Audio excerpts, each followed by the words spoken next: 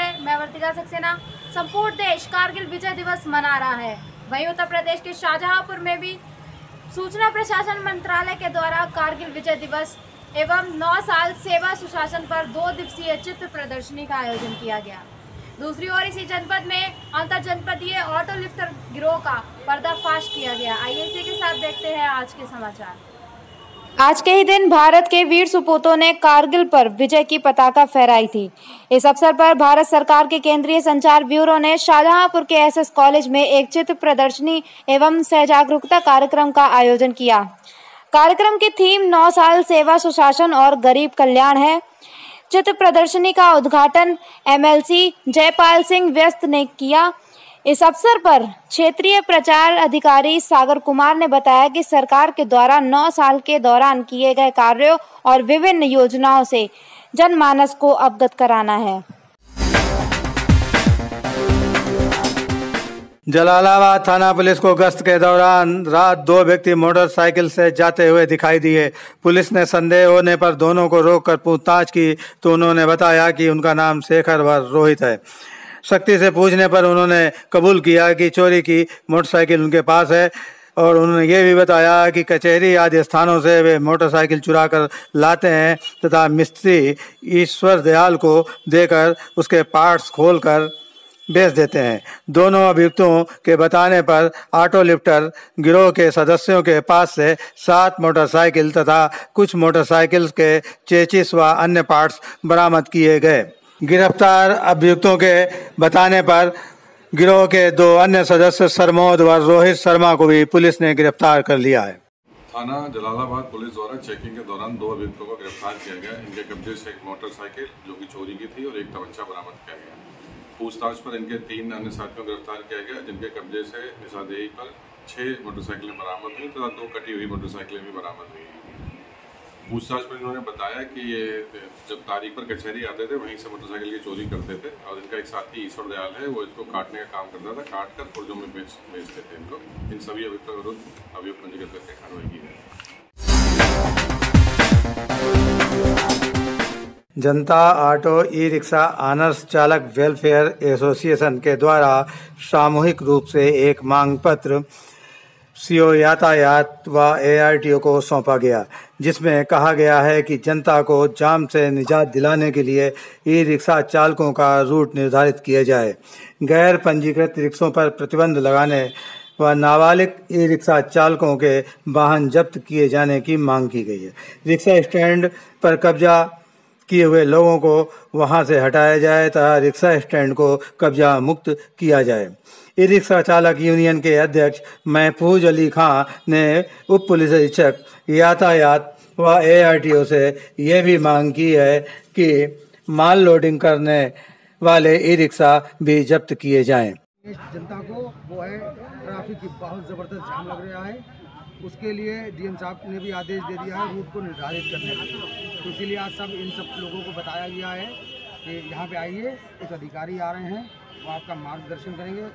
आज के बाद से कल से हो सकता है, कल एक हमारी और मीटिंग है अधिकारियों संग में, जहाँ पर रूट डिवाइड करने के लिए माप वगैरह सब दिखाई जाएगी और इसके बाद शहर के जो रूट हैं वो बांटे जा रहे हैं सर हर क्षेत्र के। इसके अलावा उसके बावजूद भी ई रिक्शे वाले अगर नहीं मानते हैं, इसको नियम को लागू नहीं करते हैं, तो क्या कार्रवाई होगी? तो उसके लिए बात हो गई है, उसके लिए इनका चालान के लिए प्रावधान रखा गया है कि अगर ये नहीं मानेंगे तो फिर इनका ऐसा चालान खुद किया जाएगा। क्योंकि आए दिन देखा जाता है सिटी कार्ड के पास पूरा स्टैंड बना कर रखा है, जाम लगती है, बिल्कुल हटते नहीं, अब जहाँ रोक दिया जाता है वहीं खड़े कर देते हैं। उसके लिए अलग अलग रूट डिवाइड किए गए हैं। कितने रूट पे अभी ये नहीं तय किया गया है कि कितने रूट पे कितने रिक्शे डाले जाएंगे, जिससे मतलब जो सिटी की समस्या है उसको सुलझाया जा सके। तो कल उसके लिए मीटिंग है, कितने रूट पे कितने रिक्शे डालेंगे जाएंगे और किस रूट पे रिक्शे चलेंगे, कौन कौन से, वो ये सब कल के बाद पता चलेगा। कुछ ऐसे हैं नाबालिग चलाते हैं, हाँ, उनके लिए और जो रिक्शे चलने लायक नहीं का बिल्कुल वैसे डैमेज हैं,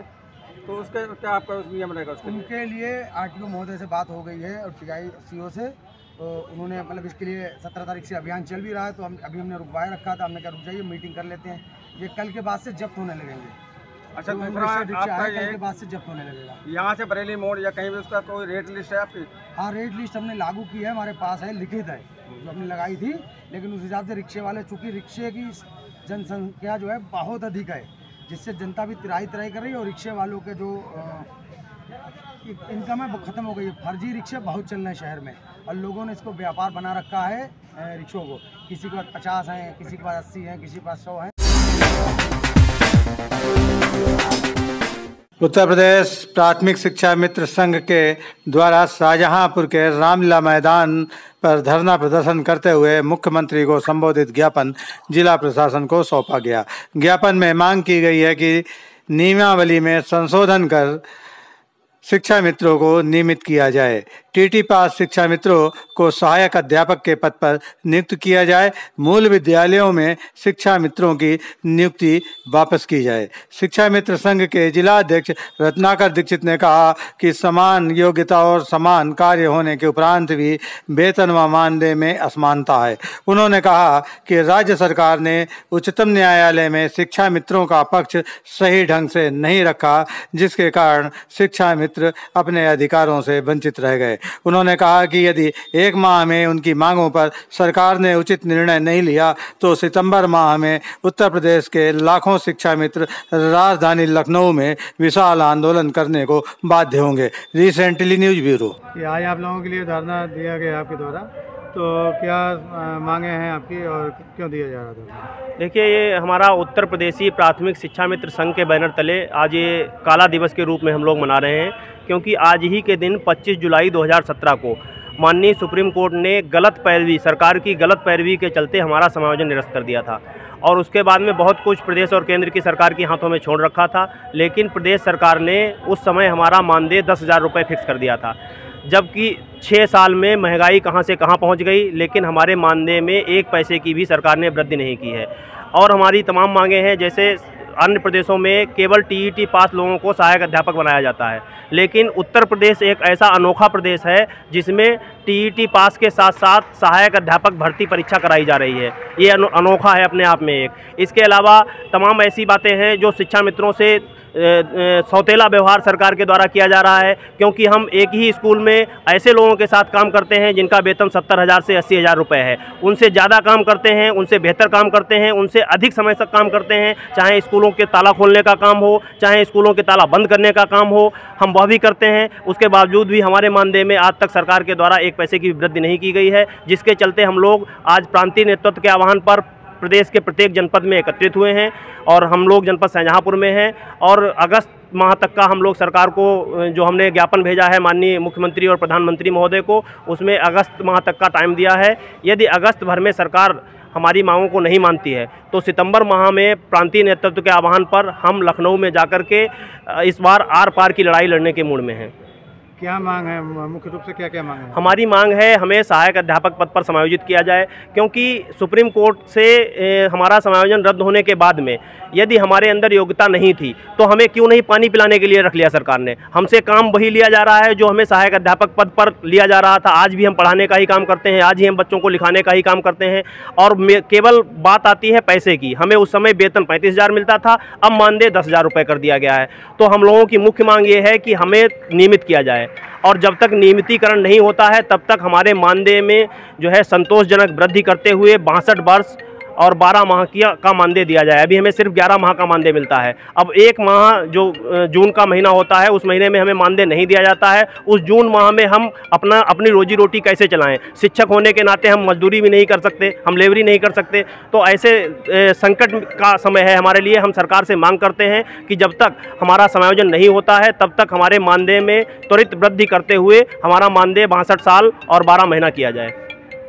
आप लोगों के लिए के द्वारा ये आंदोलन किया जा रहा है, धरना दिया गया है आज, तो काफ़ी समय से आप लोगों की कुछ मांगे हैं जिस पर गवर्नमेंट के द्वारा अभी तक कोई निस्तारण नहीं किया गया। क्या कहना है इस विषय में आपका? ये आज हमारा 25 जुलाई 2017 को समायोजन सुप्रीम कोर्ट के द्वारा रद्द हुआ था। हम लोग सहायक अध्यापक के रूप में 1,65,000 पूरे उत्तर प्रदेश के अंदर कार्यरत थे और आज हम ब्लैक डे के रूप में इसको मनाते हैं। हर वर्ष मनाते हैं, इस वर्ष भी मनाते हैं। माननीय प्रधानमंत्री, माननीय मुख्यमंत्री के नाम ज्ञापन सौंपा है। हमारी जो मांगे हैं कि हमें शीघ्र ही जो लोग टेट पास हैं उनको सहायक अध्यापक बनाया जाए और जो लोग टेट पास नहीं हैं उनको अच्छी दशा में मानदेय सरकार सुनिश्चित कराए। यही हमारी मुख्य मांगें हैं। और महिला शिक्षा मित्र जो अपने मायके में हैं उनके लिए एक बार समय दे और वो पुनः अपने घर वापस हो सकें, ये बहुत महत्वपूर्ण मांगे हैं। और शिक्षा मित्र इस समय बहुत ही परेशान स्थिति में है, क्योंकि 45 और 50 साल की उम्र पूरी कर चुका है। 10,000 मानदेय में उसका गुजारा नहीं होता है, इसलिए परेशान होकर आज ब्लैक डे हम लोग काला दिवस मना रहे हैं 25 जुलाई को।